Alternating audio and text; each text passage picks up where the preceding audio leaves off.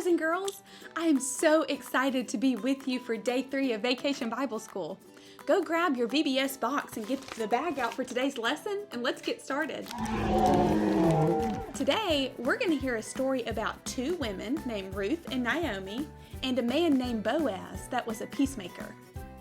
The story begins in Bethlehem with Naomi and her husband. Now, Bethlehem was in the middle of a famine. Do you know what a famine is? A famine is when the land is so dry that we can't grow any food. So Naomi and her husband didn't really know what to do. They decided to leave Bethlehem and search for a better home.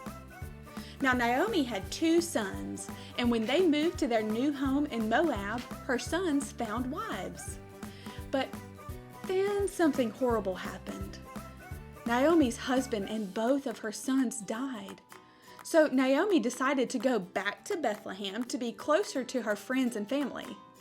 Naomi said to her daughters-in-law, "Return home to your mother's homes, okay?"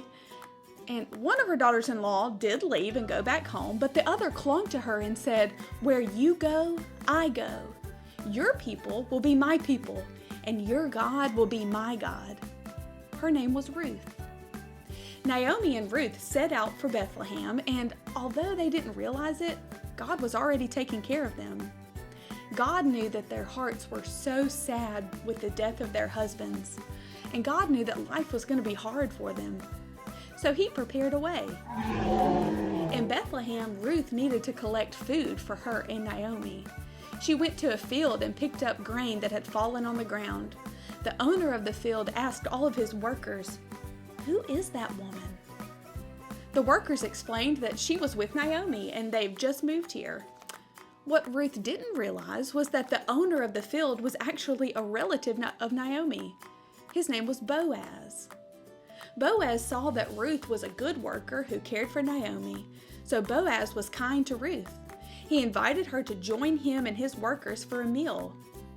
Boaz then sent Ruth home with grain for Naomi, and when Naomi saw all the grain, she was amazed and so thankful for Ruth and for Boaz.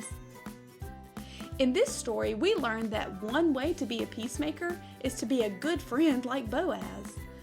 This week, I invite you to try and look for ways in which you could be a good friend. Which brings me to our Bible verse for today, Hebrews 13:16. Do not forget to do good and share with others. Thank you for joining me today for day 3 of Vacation Bible School. I hope I get to see you again tomorrow to learn about Jonathan and David. I love you all. Be a peacemaker. Bye.